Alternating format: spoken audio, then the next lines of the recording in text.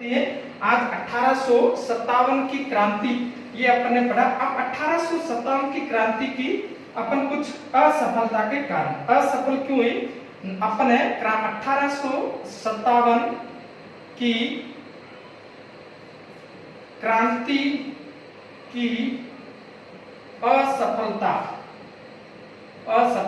के 1857 की क्रांति के असफलता के कारण, असफल क्रांति क्यों हुई, उसके क्या कारण थे। नंबर 1, कुशल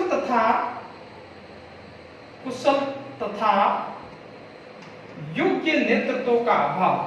योग्य नेतृत्व का अभाव ये क्रांति के असफल होने का बड़ा प्रश्न जब पूछते उसमें ऐसा आता है। और उसके बाद में अवध सदन में कारण निम्न में से कौन सा असफलता का कारण है या नहीं, ऐसा प्रश्न बंदी बना के पूछ सकते। तो यहाँ कुशल तथा योग्य नेतृत्व का, आपको पता है बहादुर शाह द्वितीय ये आयु में बुढ़े थे, उम्र में बड़े थे, इसलिए इनके नेतृत्व की क्षमता नहीं थी। बाकी जितने भी है वह भी इस प्रकार उनको कुशल नेतृत्व का योग्य उसमें नहीं थे। जैसे नाना साहब है तो क्षेत्र विशेष, रानी लक्ष्मीबाई,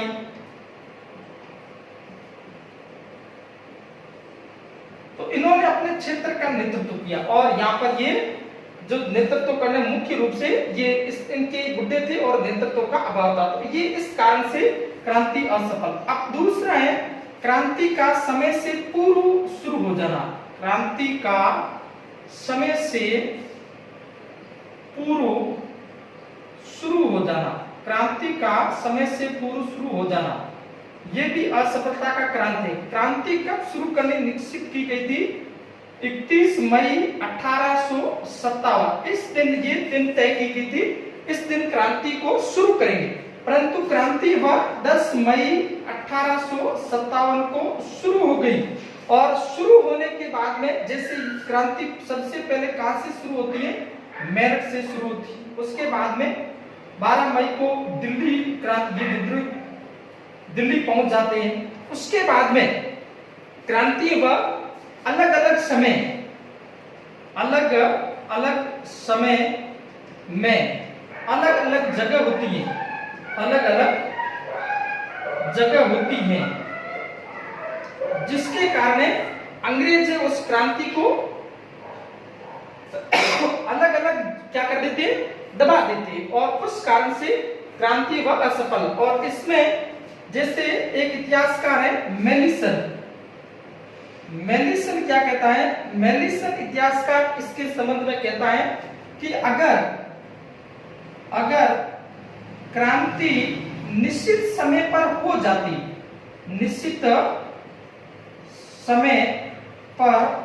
हो जाती, तो अंग्रेजों की निश्चित रूप से हार होती और भारतीय जीत जाते। ये इतिहासकार कहता है, मेलिसन ये कहता है। तो ये क्रांति का समय से पूर्व शुरू होना भी क्रांति की असफलता का कारण है। ये आगे अपन दूसरा और देखते हैं। नंबर 3, क्रांति की असफलता का अपन कारण पढ़ते हैं। तो ये बड़ा प्रश्न आएगा, इसमें पूछ सकते, बोर्ड की परीक्षा में पूछा। 30 नंबर है राजा महाराजाओं का असहयोग या तटस्थ रहना। राजा महाराजाओं या शासकों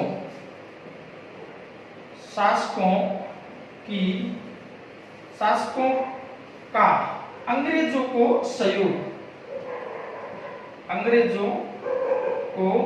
सहयोग दिया या ये तटस्थ रहे। इन्होंने पूर्ण रूप से क्रांति में भाग नहीं लिया, इस कारण से क्रांति वह असफल। अब इसके संबंध में ये कहा जाता है क्या, उस समय जो गवर्नर जनरल है कैनिंग कहते हैं राजाओं ने तूफान में बाघ की तरह कार्य किया, बाघ की तरह कार्य किया, ऐसा कहा जाता है। और यहाँ इस कहीं कहीं ऐसा भी है, तरंग अवरोध का कार्य किया, तरंग अवरोध का कार्य किया, ऐसा कहता है। और दूसरा कैनिंग कहता है, कैनिंग ने कहा उस समय अगर सिंधिया क्रांति में शामिल हो जाता, सिंधिया अंग्रेजों का साथ नहीं देता तो अंग्रेजों को बिस्तर गोल करने होते हैं। तात्पर्य ये है कि सिंधिया अगर अंग्रेजों का साथ नहीं देता तो उसी समय क्या करना पड़ता, अंग्रेजों को वहां से रवाना। तो ये शासकों की जो तटस्थता, अंग्रेजों का सहयोग भी क्रांति असफल होने में महत्वपूर्ण। दूसरा W.S. रसेल ये क्या कहते हैं, इनके अनुसार जींद पटियाला के राजाओं का अंग्रेजों को सहयोग मिलना तथा पंजाब का शांत रहना ही अंग्रेजों द्वारा दिल्ली पर अधिकार करने में सहायक था। ये जींद और पटियाला के राजा अगर अंग्रेजों का साथ नहीं देते, पंजाब उस प्रकार से शांत नहीं रहता, तो क्या होता, अंग्रेजों का दिल्ली पर अधिकार नहीं होता। ये सभी इसमें साथ रहे। तो ये आपके 1857 की क्रांति का तीसरा कारण है असफलता का। अब आगे अपन देखते हैं इसके बाद में 1857 की क्रांति है मध्यम वर्ग का क्या रहना, तटस्थ रहना। मध्यम वर्ग उन्होंने भी क्रांति में भाग नहीं लिया, उनकी क्या थी, तटस्थता। 4 नंबर मध्यम वर्ग का तटस्थ रहना, ये भी क्रांति की इसमें आते हैं। वकील, शिक्षक, डॉक्टर, ये सभी ये क्या थे, तटस्थ थे। इस कारण से क्रांति क्या हो गई, असफल हो गई। और उसके बाद में 5 नंबर अपन देते हैं, तो उसमें अपने निश्चित लक्ष्य का न होना, निश्चित लक्ष्य का न होना तथा आदर्श का अभाव, आदर्श का अभाव, ये भी कारण था। उस समय कोई निश्चित लक्ष्य नहीं था, कैसे अपन इसको किस प्रकार आगे बढ़ाए। लक्ष्य, अब जब तक आपका लक्ष्य निश्चित नहीं है तब तक आप कुछ भी नहीं कर सकते, कितनी भी तैयारी कर लो, आपका लक्ष्य निश्चित नहीं है तो आप कुछ भी नहीं कर सकते। तो 1857 की क्रांति आप असफल क्यों, आपका लक्ष्य नहीं है, आपका आदर्श नहीं है, इसका कारण आप भी असफल होते हो। आपका लक्ष्य है, निश्चित है, और आपका आदर्श है कोई, तो आप सफलता जरूर मिलती है। तो ये 1857 की क्रांति में वीडी सावरकर ने भी इसके संबंध में कहा कि यहाँ पर कोई निश्चित लक्ष्य उनका नहीं था, आदर्श नेता नहीं था, इसके कारण क्रांति क्या हो गई, असफल हो गई। और उसके बाद में नंबर 6 है कैनिंग तथा अंग्रेजों की कूटनीति। ये और उस समय अंग्रेजों के पक्ष में समय का अनुकूल होना। ये उस समय चीन क्रीमिया का युद्ध भी समाप्त हो गया था। उस युद्ध में अंग्रेज जब विजित हो गए तो लगभग 31,000 सैनिक वह यहाँ पर भारत आ गए। तो ये अंग्रेजों के लिए अनुकूलता थी। इस कारण से भारतीय क्रांति 1857 की ये क्या हो गई, असफल हो गई। तो ये इसमें क्रांति की असफलता के कारण। अब अपन पढ़ते हैं 1857 की क्रांति है, उसके क्या परिणाम निकले। असफल हो गई क्रांति, अब परिणाम क्या है, इसके क्या रीजन निकले 1857 की क्रांति के परिणाम।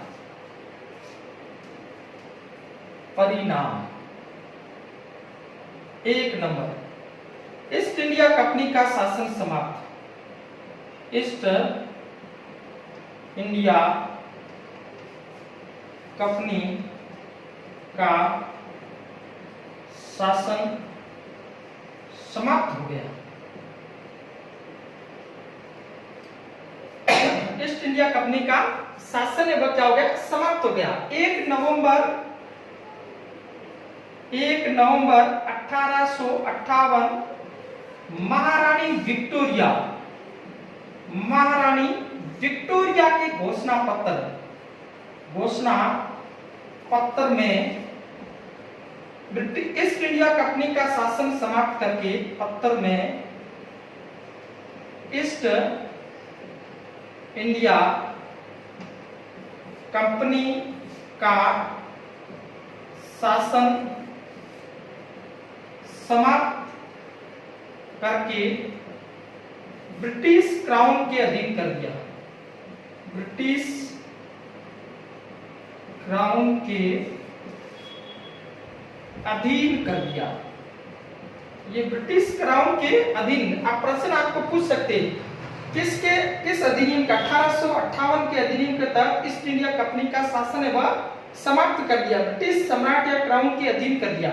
और दूसरा क्या क्या इसमें, बोर्ड ऑफ कंट्रोल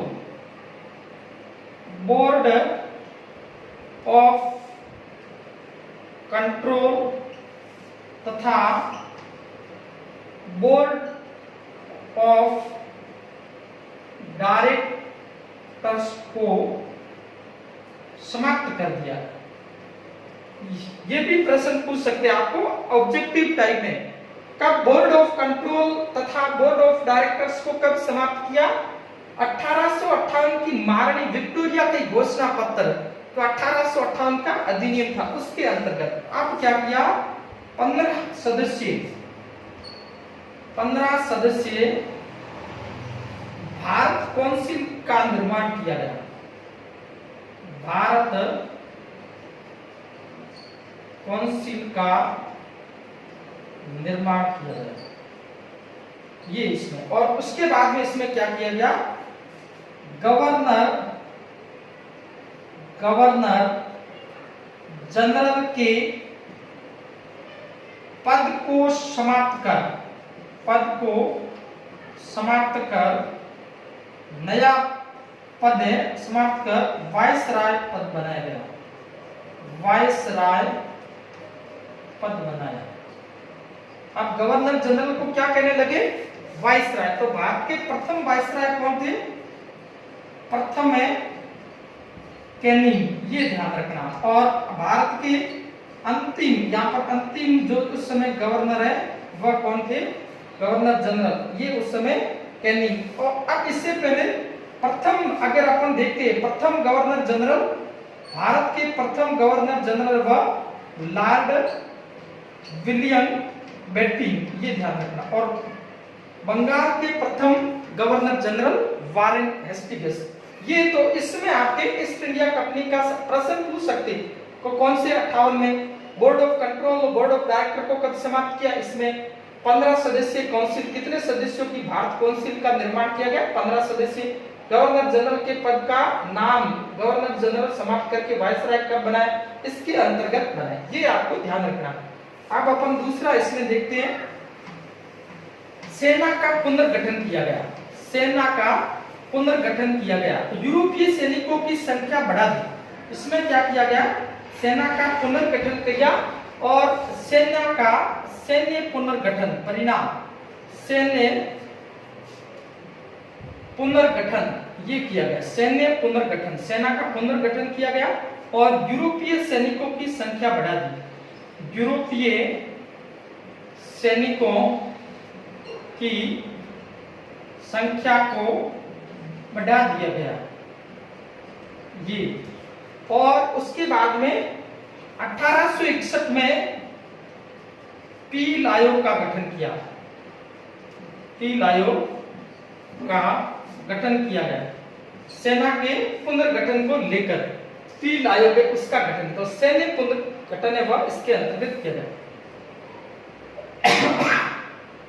अब आगे देखते हैं। इसके बाद में तीसरा है राजा महाराजाओं के प्रति नीति में परिवर्तन।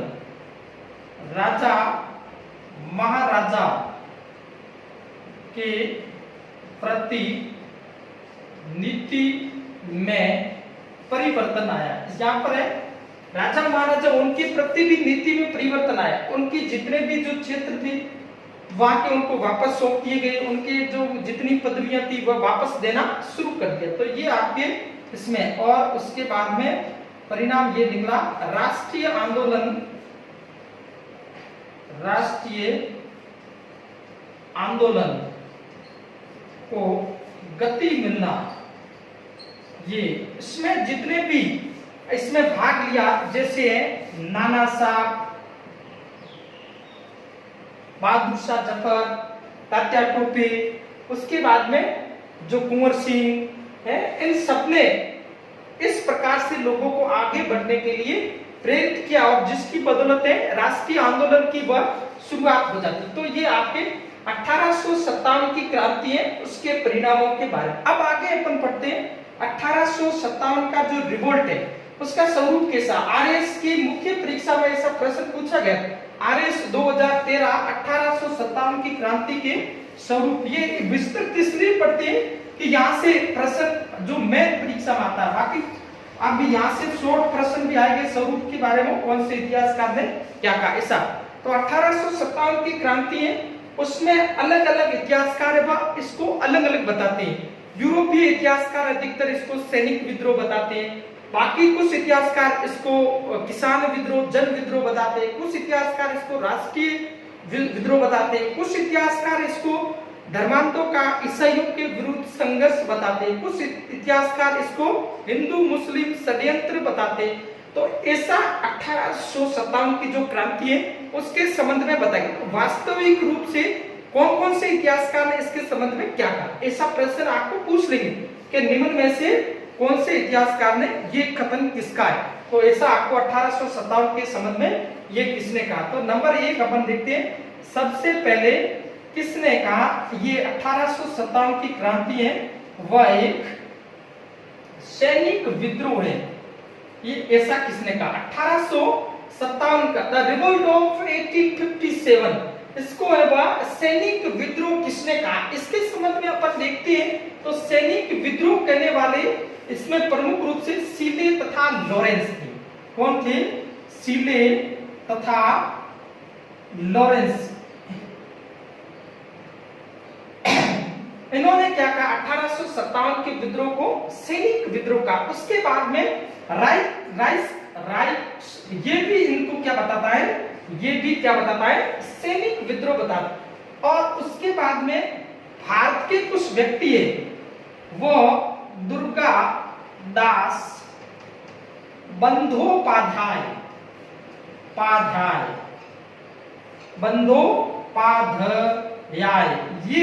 ये भी क्या बताते हैं, ये भी 1857 के विद्रोह को सैनिक विद्रोह बताते हैं। उसके बाद में सर सैयद अहमद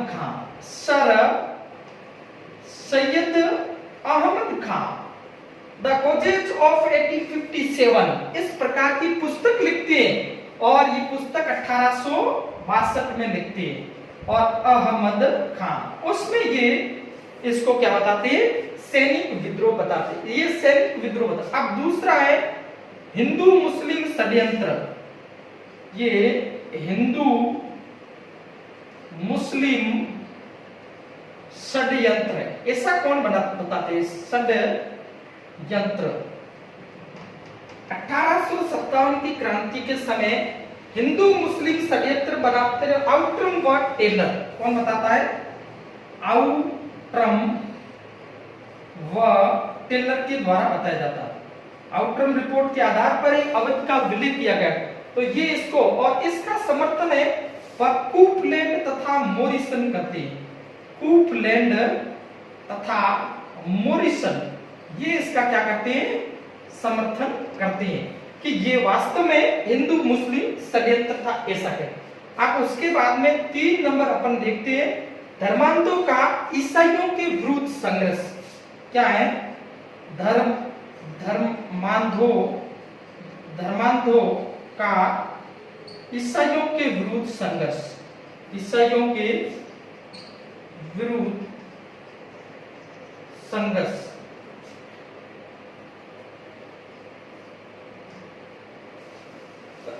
धर्मांधों का ईसाइयों के विरुद्ध संघर्ष ऐसा कौन बताते हैं? N.E.R. रीज।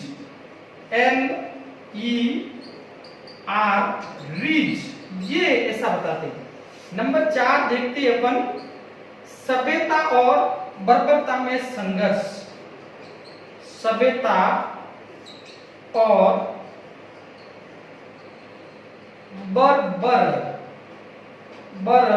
बर्बरता में संघर्ष। बर्बरता में संघर्ष ऐसा कौन बताता है? T.R. होम्स। T.R. होम्स क्या कहता है? सभ्यता और बर्बरता में ये संघर्ष था, ऐसा बताता है। अब आगे अपन देखते हैं 5 नंबर देखते हैं, भारत का प्रथम स्वतंत्रता संग्राम। इसको भारत का प्रथम स्वतंत्रता संग्राम कौन कहता है? वी.डी. सावरकर। भारत का प्रथम स्वतंत्रता संग्राम वी.डी. सावरकर, विनायक दामोदर सावरकर। सावरकर क्या कहते हैं अपनी पुस्तक द वार ऑफ इंडिपेंडेंट,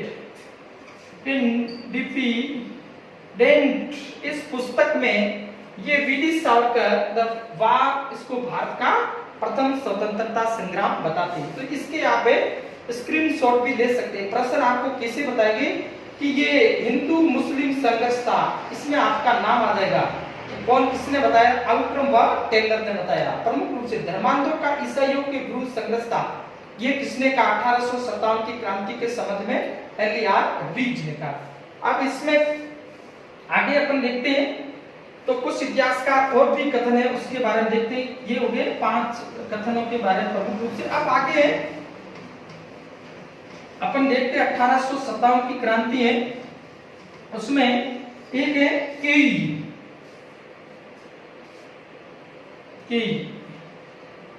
ये कहते हैं काले लोगों का गोरों के विरुद्ध संघर्ष था। काले लोगों का गोरे लोगों के विरुद्ध संघर्ष था। विरुद्ध संघर्ष था। कौन कहता है? केई कहता। काले लोग भारतीयों को कहा गया है, गोरे किसको कहा गया है? अंग्रेजों को कहा गया है। उनके मध्य संघर्ष था, ऐसा कहा जाता। उसके बाद में अपन देखते हैं R.C.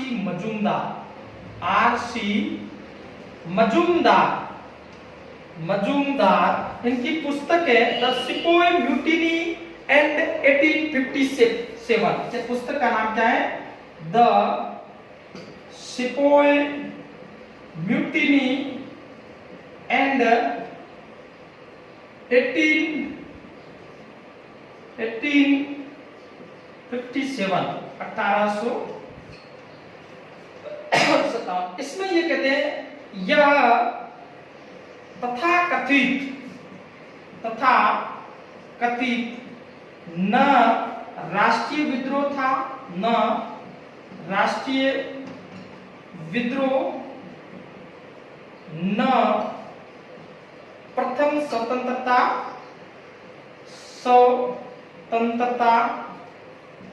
संग्राम और न क्या था? सैनिक विद्रोह। न सैनिक विद्रोह, ऐसा कथन है वह R.C. मजूमदार के द्वारा कहा जाता है। अब उसके बाद में इस समय सरकारी जो इतिहासकार है उनका नाम है एस.एन. सेन। एस.एन. सेन। इनकी पुस्तक है 1857, 1857। एस.एन.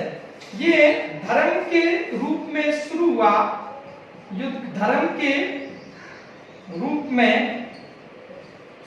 शुरू हुआ युद्ध राष्ट्रीयता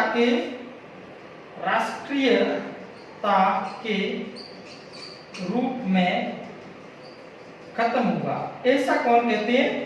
एस.एन. सेन के द्वारा कहा जाता है। उसके बाद में अपन देखते हैं डिज़राइली। ये उस समय लेबर पार्टी के सांसद थे। इन्होंने क्या कहा था? राष्ट्रीय विद्रोह का।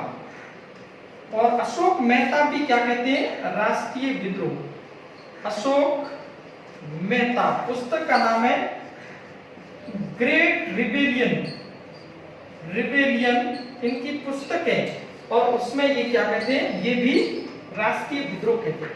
तो इस प्रकार से 1857 की क्रांति के संबंध में अलग अलग इतिहासकार व अलग अलग इसके संबंध में कहते हैं। तो आपको एक प्रश्न ऐसा पूछ सकते हैं कि धर्म के रूप में शुरू हुआ ये युद्ध राष्ट्रीयता के रूप में ये खत्म हुआ, धर्म के रूप में शुरू हुआ युद्ध राष्ट्रीयता के रूप में खत्म हुआ, ये कथन किसका है? तो ये सुरेंद्र नाथ सेन 1857 पुस्तक लिखी इनके द्वारा। और ये सरकारी इतिहासकार उस समय माने जाते हैं सुरेंद्र नाथ सेन। आर.सी. मजूमदार या तथाकथित न राष्ट्रीय विद्रोह था, न प्रथम स्वतंत्रता संग्राम था, न सैनिक विद्रोह था, ऐसा कौन कहते हैं? आर.सी.